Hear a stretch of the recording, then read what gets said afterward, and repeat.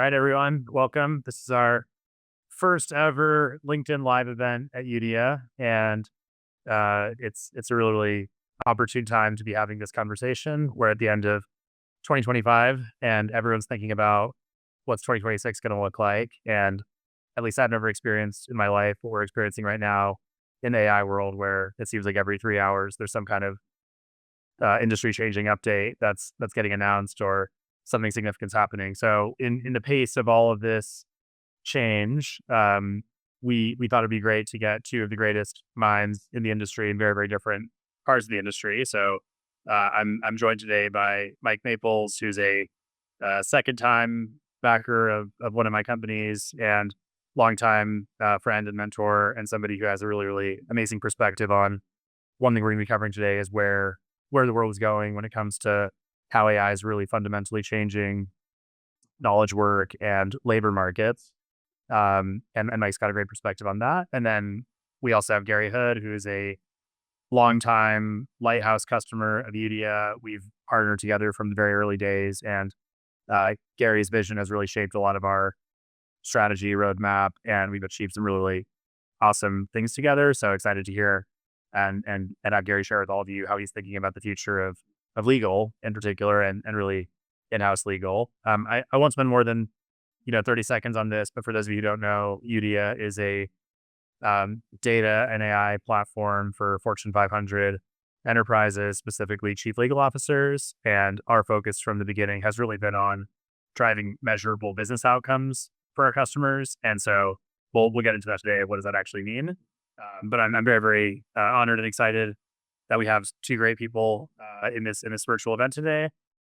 This is our first time doing this, so we may be a little bit slow to respond to questions and comments that come up, and we'll cover what we can. But also, if you do have a fleeting reaction or thought or question that comes up as we're talking, please do engage, put it into the chat, and whatever we can cover today, we will. Whatever we can't cover could be good inspiration for a follow-up discussion that we could have next year. So I think with that, I'd love to just start with maybe each of you just giving a bit more about your own backgrounds and introducing yourself. And I think in particular, why you, out of, like in Mike's case, thousands of startups he's met, decided to partner with Eudia, and same in Gary with thousands of legal tech companies out there, why you decided to partner with us as well. So Mike, do you want to kick off? Yeah, I'll go quickly. I'm kind of one of the originators of the seed investing category. So I invest too early, way too early, or sometimes legally ambiguously too early in startups. So I invested in Twitch when it was Justin TV, Lyft when it was Zimride, Okta when it was Sasher, Twitter when it was a podcasting company. And so, we get involved with these founders really early. But the common element is we're trying to find companies that are different and not better, and that can, create entire new categories that defy comparison and that change the future. And so for me, better doesn't matter with startups. I'm only interested in companies that are going to be radically different and going to, create a new category in the future. Amazing. Well, but I think that's a good segue. And Gary, it sounds like maybe some of the same motivations that you had, but I would love to have you both just give a introduction, and then also what drew you to Eudia and Augmented Intelligence. Sure. So I started fairly early for in-house legal teams and thinking about AI. I guess I was on the front end of the intellectual curiosity about AI before there were a lot of solutions. But I ultimately did look at several different options and different people who had different tech solutions for AI. I fortunately, fairly early on, was introduced to you, Omar, and met your team. And unlike several things I learned about Eudia. So first up, the business model was fundamentally different. This to me was Eudia presents an opportunity for me and any in-house legal team to shift spend from outside counsel into a different model that will deliver predictable, lower, faster, better outcomes. And it's sort of a no-brainer to me. We have humans in the loop. That is your model. To me, it's a proxy for taking law firm spend and moving it into a much more efficient model that not only gives you the efficiencies up front, but also the output becomes part of your brain. So now when we get done with a contract, it becomes part of our ingested brain that we can iterate from and get real time insights from, along with all of our other contracts. So the model just resonated. It worked. It was easy. We didn't have to pick a winner on technology. We didn't have to spend a lot of time investing in it.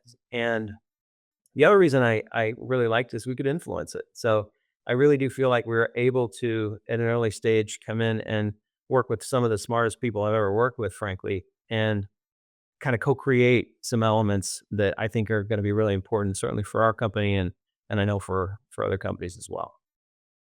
Amazing. Well, I'm excited to get into some of the examples there, but I think a lot of the people tuning in are thinking a lot about really how is AI just fundamentally changing knowledge work. And I think one thing that we've been pretty upfront about is we at Eudia don't believe AI is the future of software. We actually believe it's the future of labor. That doesn't mean that people aren't going to have jobs anymore, but there are some really, really interesting, more fundamental exponential changes that are happening versus let's just give everybody a toy and hope that they can be a little bit more productive. So, Mike, can you talk a bit about your view on how AI is changing knowledge work? Sure. So the way I look at it is, as an investor, I have to be thoughtful about two things. One is what's becoming more abundant. So, like in the days of the personal computer, computers became abundant because the transistor became commodity. In the days of the internet, connections became abundant because the packet became commoditized. What I think is now becoming a commodity is the inference unit. And so every week we see new news about a new model that leapfrogged the last model. And a lot of the excitement and energy is around that. But what we need to think about as business people is not what's abundant as much as what becomes newly scarce, right? What becomes valuable against that abundance. So like in the microprocessor, personal computers weren't as valuable as the software that made them useful. In the days of the internet, the packets and the networks weren't as valuable as the network monopolies that became the system of record and attention and scale and connections. So my view of this is that I'm looking for AI opportunities that are not commoditizing pre-existing knowledge, but are instead helping humans exploit pre-existing knowledge as a commodity by turning judgment into a compounding asset. So an AI can tell you everything that's known in the world and has been known, but an AI can't tell you what's important, who should decide, how does governance happen here, what's worked for us in the past that can work in the future, what didn't work, what's within our circle of competence, what's not, what's risky, what's not. Those are things that require human conjecture and creativity.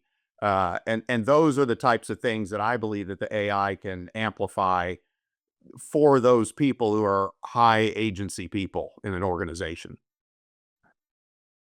I love it. Gary, just from your experience, I'd love to hear how, if any of that, not only resonates but also has actually translated to, because we're actually seeing this on the ground, and the story at Duracell is really, really exciting and really kind of it's been amazing to see how quickly this vision has started to come to life. And so, can you share a bit more about how maybe you've seen some of that play out in practice that Mike was just getting at? Yeah, I love what you said, Mike. And I see it in practice at our company. I have a couple people on my team that are just really, they have that high agency. So they have both incredible judgment and a lot of deep experience. So they're already very top performers, but seeing what they can do with the toolkit, with AI, is just incredible. It elevates them in the organization. They're known as people who just can get a lot of, not only a lot of work done, but work through a lot of complicated issues very quickly. And they become, they elevate their own brands within the organization. It elevates the legal department, and it's had an impact on their, career trajectory, and really the way the legal department is viewed. As you know, Omar, as an example, I was asked to, and I'm now the chief AI officer for the company overall, to lead our total company AI transformation. And that happened as a result of that very dynamic you're talking about, Mike, of just seeing how really highly capable people on my team in particular could add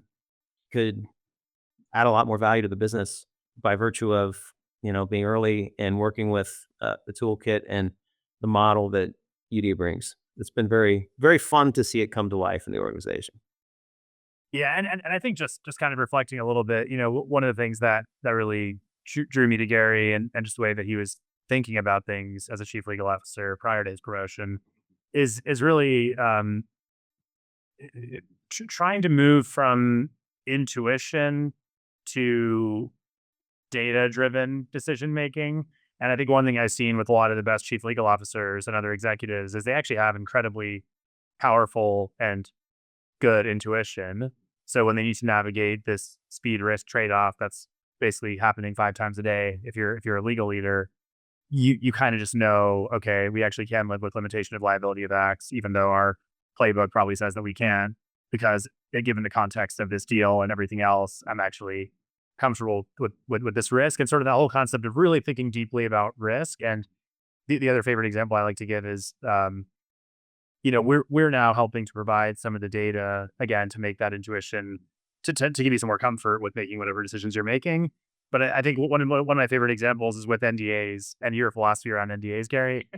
I don't know if you can share a little bit about that. Yeah, I almost hate to because it sounds so reckless and irresponsible when I say it.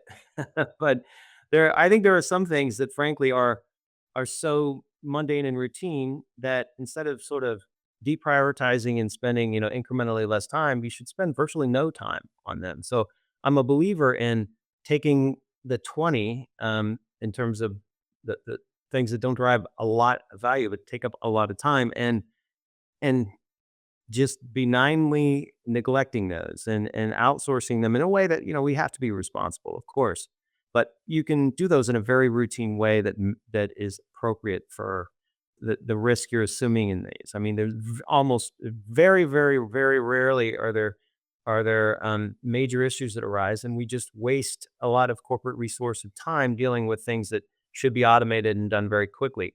We also lose time. We lose time in deals. I mean, it's so name a single business person who won't express or give you 10 examples of when legal was slowing them down on something they wanted to do fast. I mean, you won't find anybody who can't pull quick examples. And it's not because legal in-house lawyers just are derelict. It's just there's a lot of volume of things, and sometimes people aren't the best at making those choices about how to spend your time. So I like to find areas that entirely can be shifted to, completely out of the mind space of people with high agency, so they can focus on things that drive a lot more value. And Udia's got a really cool model to do that.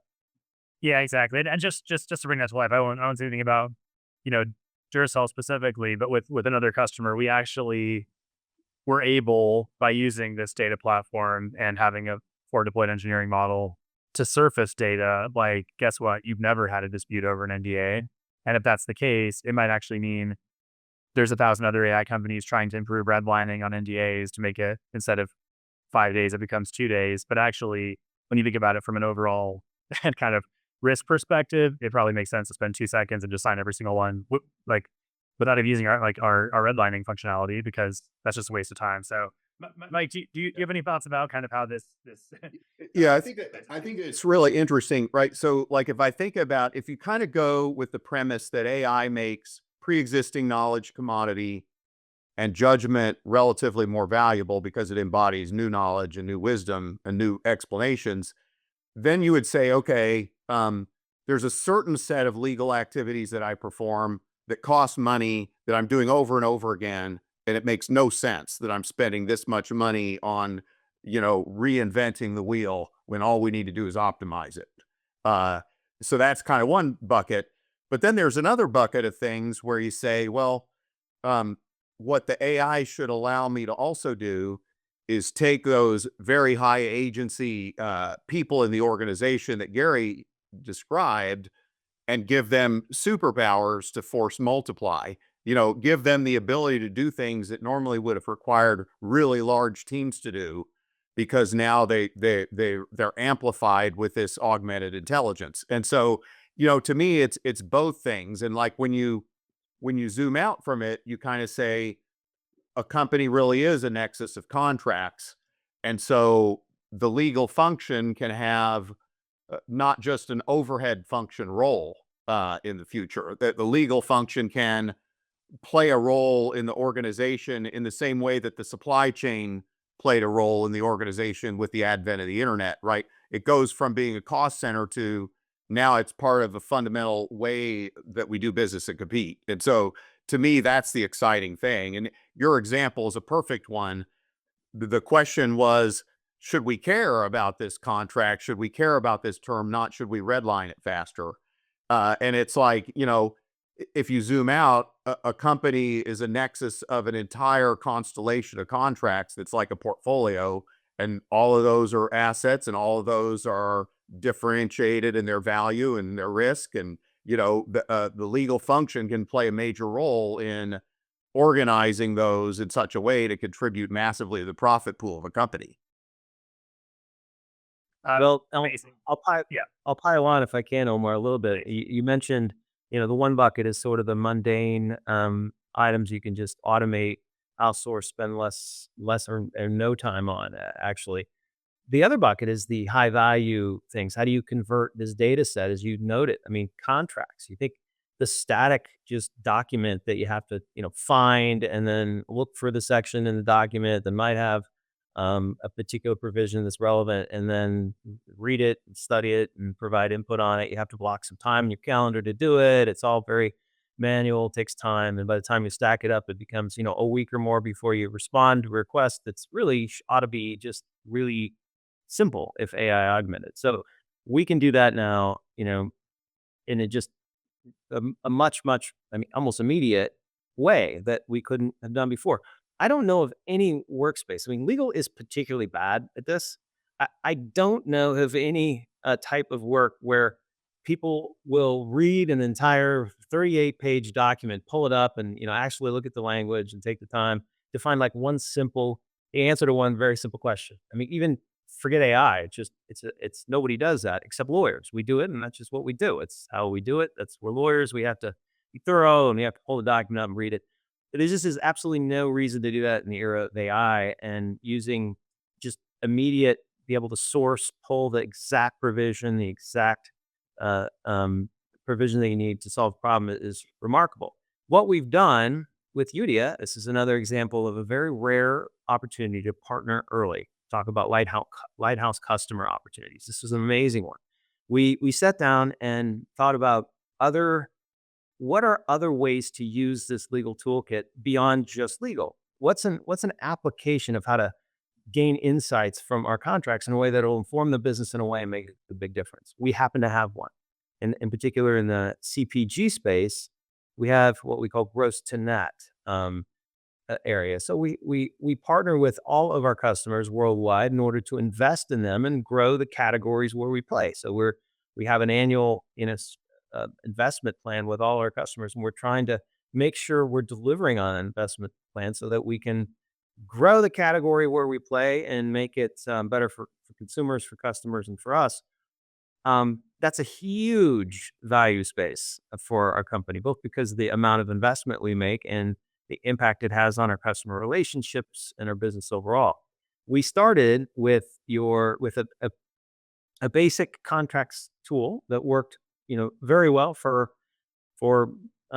contract ingestion and insights, and we've been purposely working with you side by side, and it's not even legal. This is our business folks, our sales and finance folks, to bring out insights in these agreements. They're not all legal agreements; they're also just annual planning documents, and it's unbelievable. Our team is super excited about it. This has become something other than a legal initiative. It's now a business insights initiative, and the opportunity space is so large, and the demonstrated ability to add value just by immediately accessing all of this other data to make sure what we're doing makes sense and is adding value and is growing the category. What happened 3 years ago with this account when we did this implemented the spending plan. It's good to see those things and not have to, frankly, just guess at your own historical info. So that one has been a really fun one, and one that's gotten the organization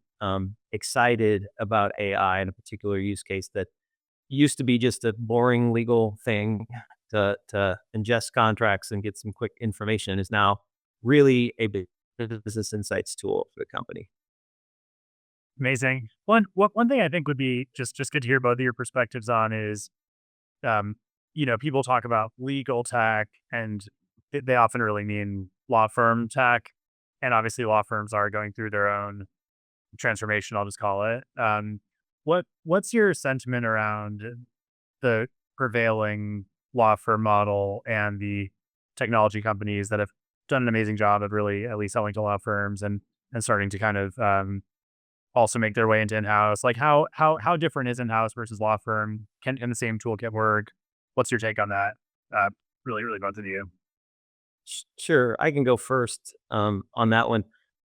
I think the toolkit is, I think it's a business model change more than the toolkit change. I think law firms are struggling because they have just such one, lawyers are change averse, let's be honest. And the business model is so lucrative. And it's kind of it's deeply entrenched in the legal profession. Young associates tend to bill a lot and drive the profit for law firms, and it enables the whole the whole model to work. I think the legal profession is going to have to evolve, where the types of work that young associates traditionally would do and bill a lot of time on are now much better done in a more automated way through AI. And that leaves the question of, well, how do you train, young associates? I think there's a way to do it. It's been done in other professions. Um, and I think that's what law firms have to transition to. So law firms tell me all the time, we use AI. It's amazing. Don't worry, we've got you on AI. We're using AI. I've yet to see a single evidence at all of any benefit from it to the client. I just haven't seen it. Certainly on the cost side, I haven't seen it. And I've never seen a clear demonstration of the value delivered. I don't doubt that they're using AI in what they do, but it has not delivered anything to the customer. And I think it's because they have to change their model. They have to realize this is a bigger transformation, change the model. I think Eudia is kind of pushing that, to be honest. And I think that's what you're doing will actually help move the industry in a way that it has to adapt and deliver just a different type of outcome-based services than it traditionally has. Yeah, one way I look at it, Omar, is all the startups that I work with have to hire a law firm to do the legal work to make a fundraising round happen. And we know exactly what happens. We send a term sheet to the company, we send it to the lawyers, and the lawyers have basically a Mad Libs generator to generate the legal documents for the round, and then they charge the company $25,000 to $30,000. And I like the lawyers that I deal with. The founders do too. But does anybody doubt that if somebody said, "Hey, look, we've come up with a way to commoditize that, and it costs $500," does anybody doubt that every founder in Silicon Valley would do it that way? Of course they would, right? Whereas there's other situations in the legal field where the SEC is investigating a company, or we're going to get sued by this company, or somebody's accusing us of patent infringement, or somebody's infringing on our patents. Like, I want to talk to a lawyer who has amazing judgment, because they become my best friend, right? And it's like, to me, that's kind of the difference, right? And AI, I think, plays a role in both. It plays a role in the legal expenses that we always just put up with because that's just the way it is. Like, I think those kind of need to go away. I think that that's an anomaly. It's an artifact of a prior time. It's going to one day look prehistoric. We're going to wonder why we put up with things that way.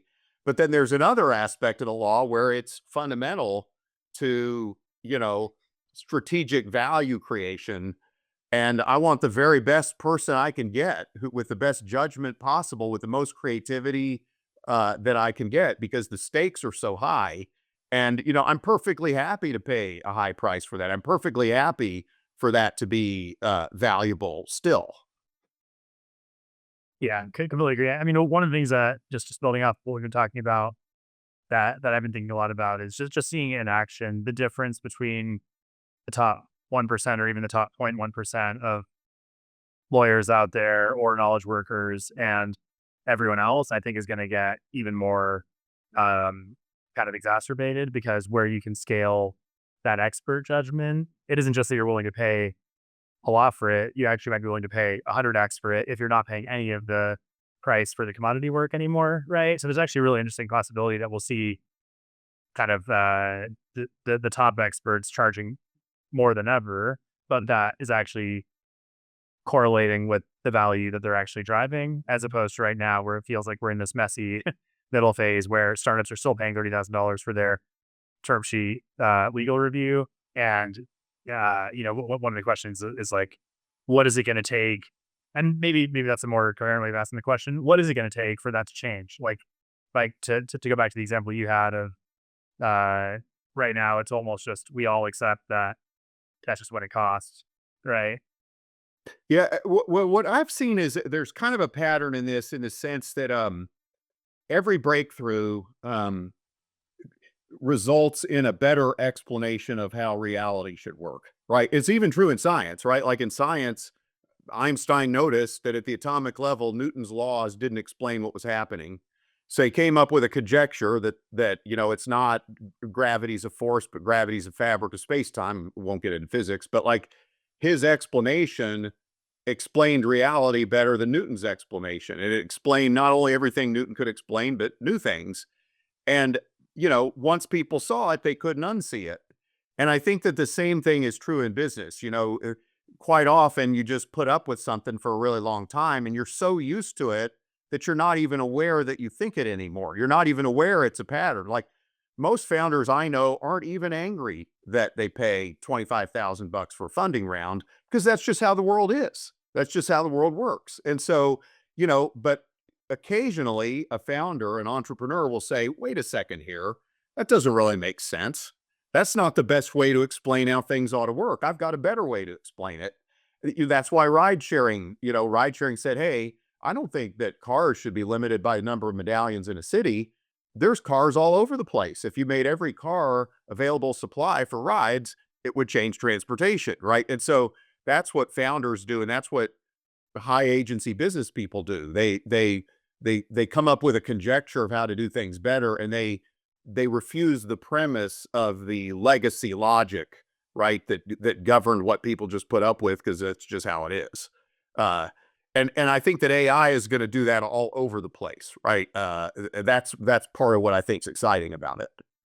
Yeah. And Gary, I mean, you're obviously at a much bigger scale. The larger the company, the more that $25,000 sort of annoyance becomes a multi-million-dollar annoyance. Can you talk a bit about how this is manifested and how you're thinking about, again, the transformation, not only internally, but with how you deal with law firms and consulting firms, knowledge workers across the board? Yeah, I can tell you what it's changed. I'll give you an example outside of law just for the moment, because a couple of things just recently occurred in the company as we look at particular consulting opportunities. So now as chief AI officer, people kind of have to come to me and talk about what we're going to use the consulting for. And it is shocking how much of that work, especially if it's basically, typical research driven work, just doesn't need to be done. Once people understand the capabilities of what we already have with the toolkit we have, you don't need that consultant. So you've completely avoided an outside intervention, a very expensive one in some cases. And so just multiply that times a big number in organizations, and you're going to find the savings will come from that. So there's going to be an element of savings that just come from, we no longer have to hire people to do this thing. We have the capability, we can do it ourselves. So there's one cost avoidance from that. And that's kind of a higher order type of work when you talk about deep research. When it comes with contracts, we have this capability now, through the Augmented Legal Services project we're working on where we can already run these sort of contracts through this model. It's a flat fee model, not per contract flat fee, but per all the contracts you put through it flat fee. And so we control that ourselves. We can already get, no variable cost legal work done for things where we've had the opportunity to train this service on the type of work we're doing. So it's already there. We already have the ability to do it, and we're already seeing it. For how the world, I agree with you, Mike. We'll look back on this and say, I can't believe this is how the legal profession used to be. But yet it still kind of is that way. Everyone and more general counsels I talk with realize the capabilities there. We're just not, it hasn't fully flipped yet. It's on the cusp. And I think every law firm is trying to figure out how to move to this model where they sort of surrender and say, you're right, we can't charge the 25 grand for this type of work. We're going to do that really efficiently and charge very little for it, knowing that, as Mike said, there's a premium on high value, high experience work. There is. I mean, I agree with everything you said. I'm willing to pay a disproportionately large amount of money for people who have that experience that really is what you need to drive value in a particular area.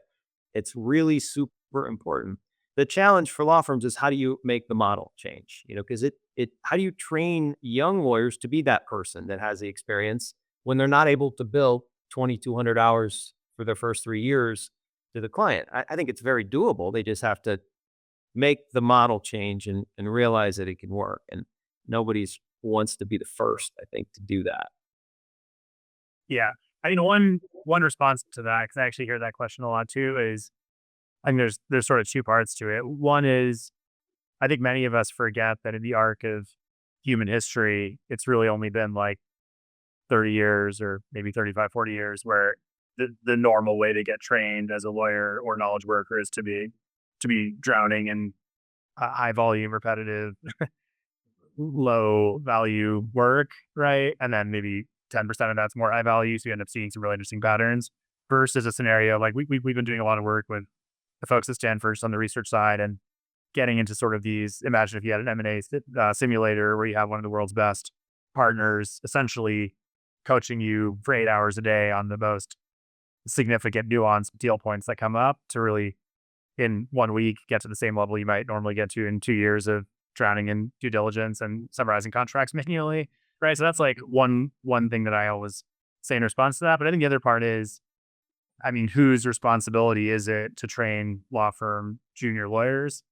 And if it's coming out of my legal budget, I'm a little bit less excited about it. I mean, maybe it's some kind of a social good. We can talk about it, but it doesn't feel like it's really kind of the business's responsibility to pay for the law firm to train their people. Yeah, it's hard to sell the social good of paying associates to work for corporations early on. So that's a tough sell. But I agree with you. I think there probably is a much more efficient way to gain the learning other than the hard, painful way that I did in my early days as a lawyer. Yeah. Well, we have a couple of questions from the audience, so maybe I'll turn to those, and then I have one final question, and we can wrap up here. But one is very relevant to the discussion right now, and Mike would love to hear your thoughts on this, which is how do junior employees build high value experience and good judgment in an era where a lot of low level work gets automated? Oh, I like this question a lot. To me, it has to do with no matter where you are in the organization, being a high agency person is a choice. And like, I'll give you an example. Like a minute ago, I talked about how good startup founders create a better explanation of reality based on technology. Well, if I'm an investor, I could look at a pitch and I could say, hey, AI, tell me, is that a good pitch? And it'll give me an answer. But if I take the time on the side to say, you know what, I'm going to go really deep. I'm going to go into a rabbit hole about what a great explanation looks like. What are the elements of a good explanation anyway? Who are the best thinkers in history who've ever done work to figure that out? I create a template about what's a good explanation. Well, now all of a sudden I have that tool with me. I can use it on any pitch. I can say, is this founder someone who's offered a good explanation by this definition. And the output that I get is going to be dramatically superior. And then every time I'm going to use that to feed my definition. And then I'm going to ask, okay, over time, was this a good theory about what to look for in a pitch? And so I'm going to compound my judgment. Now, I don't have to be high in the organization or low in the organization to do that. What I need to do is I need to say, look, there's first principles reasoning where every smart person who's ever existed in humanity can be my thought partner. And I can harness that knowledge to make me smarter, to amplify my own creativity, to criticize my ideas, to refine my conjectures, to look for anomalies. And I think that's where it really comes down to. So I think agency is a mindset. There's not a recipe or a playbook. It's kind of a way of showing up in the world that says, I'm going to build specific knowledge that harnesses multidiscipline worldly wisdom in lots of areas. And I'm going to create thinking tools that amplify my capabilities. And you can do that no matter where you are in the organization. In fact, probably that's the type of person that Gary's looking for, right? He's not necessarily looking for someone with positional authority. He's looking for somebody who is high agency that way, because those types of people are going to be able to do a lot more than they once could in the organization. Yeah, I would say, Mike, that was really well said, and I completely agree with it. I would say because we're having this conversation a lot now with just all employees. You can definitely be demotivated by the thought of the difficult question like that, and it's true. It's a hard one to conceptualize. I like the way you framed it, Mike, but I try to answer it by saying, I don't know, frankly, exactly how this is going to play out. I don't know how I can answer deeply, what all the steps you need to take to get the experience are.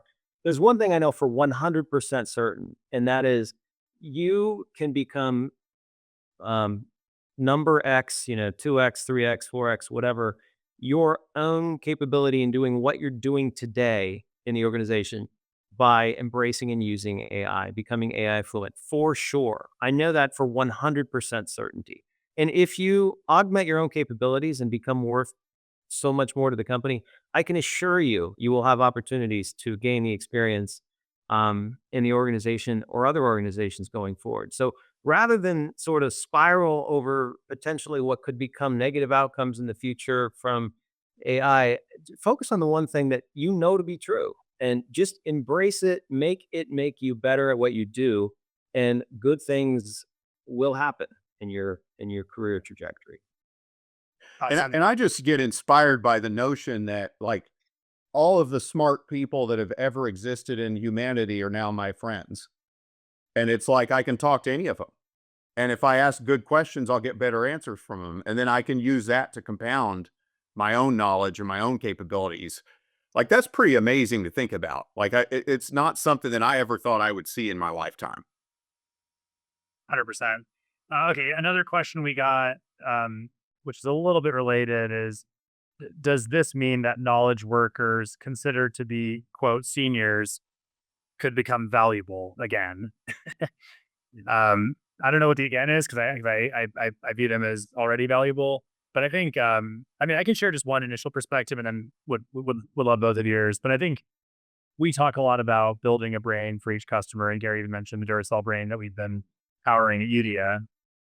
One of the insights I've had, a little bit related to what we just talked about, is that there's so much undocumented knowledge in people's heads, particularly those who have been at the same company for a long time, that a lot of times it's not even really about intelligence. It's just about knowledge and really capturing that knowledge that's never been codified. Because if you think about it, even all of Mike's prompts that you described, going back to the great thinkers of human history, thankfully, the Einsteins of the world wrote a lot of this down, but many of us haven't. And it's just in our heads. And even if you're not in that Einstein level league, if you're somebody who's done the last 25 M&A deals for a company, and you've learned a lot about how you think about doing those deals, what the risks are, what the CEO cares about, what went wrong 7 years ago. these are incredibly valuable pieces of information and knowledge, which a lot of our focus as a company has been how do we actually download the brain of that person and really kind of take that expert knowledge, which has never been codified, and find a way to actually build that into this company brain so that everyone can benefit from it. And ideally, when you retire, that knowledge doesn't, kind of leave the building. I don't know. Any Yeah. other thoughts on that, Gary? I would say yes. I'd say AI can either extend the runway of a career when you're talking about presumably more experienced people during their careers. I think embracing AI can extend the runway on that career. It could also accelerate the end of a career if you choose to not really make augment your capabilities and be 2x 3x more what you could do if you think about it. So I think it's a choice of for people to embrace what is really a remarkable ability to be more productive and more useful. Just I think it's cutting out. It's cutting out a little bit. tie going forward. Yeah. Hey, hey, Mike, Omar, just one kind of thought to add. One thought to kind of build on what Gary was talking about. One way I think about it is if you buy the premise that pre-existing knowledge is becoming more commoditized and new knowledge can't be commoditized, then you would say that the relative value of new knowledge is increasing, right? Relative to pre-existing knowledge. And so what are the implications of that? Well, there are some fields where there's credentialed knowledge. I took the bar exam. Where knowledge is almost a gatekeeping function, where there's some type of certification or credentialing around knowledge. I think that is going to become relatively less valuable. And so the other career advice I'd offer people is be careful about emphasizing knowledge that you have that's gatekeeping or credential oriented, because that's where you're vulnerable, and that's where you're going to be playing defense. The way to play offense is to try to discover the undiscovered and to try to add value to the company in a way that systematically compounds judgment capital in the company. I think that's the way that people will be successful. And so, anything that you could do to push the frontier of increasing your ability to generate new knowledge for the company, I think is key. 100%. Okay, amazing. Well, I think we're approaching the end here. Maybe my final question would just be: we're looking ahead to 2026. I'd actually love to talk about 2027. And sometimes you overestimate what we can get done in a short amount of time. But when you think about 2 years from now, where do each of you see the future? I'm going to keep it pretty open ended. But when you think about some of the topics you talked about today, particularly for any combination of what law firms are going to look like, what chief legal officers of in-house teams are going to look like, or just knowledge workers, kind of more generally. I'm just curious where you see things going, call it 24 months from now. Yeah, I'll go just quickly on the legal side. Really, I'm optimistic in that, especially when you look at areas like litigation. I don't know if I'm optimistic. I don't love more litigation unnecessarily in my role, but I think as the costs come down of pursuing certain things, the volume will go up. So I think you'll see probably a greater volume of some things that maybe weren't cost effective to do legally in the past, and you'll see more people accessing the legal system, which creates maybe more legal work as a whole, which will fill in some of these gaps that will be created. Because ultimately, when you can do something much faster, there will be some excess capacity in the legal pipes for a period of time. But I think there's an opportunity for that to be bridged by just having more people access the legal system, and frankly, even companies pursuing things that maybe they wouldn't have done based on cost rationale previously. So I'm a little bit optimistic, but I think there'll be a time period where there's it's maybe a bridge to get over on that front. Yeah, I guess the thing that I've been interested in lately is Yeah, I remember in the early days of client server and the internet, Bill Gates talked about information at your fingertips, and people say, why do I want that?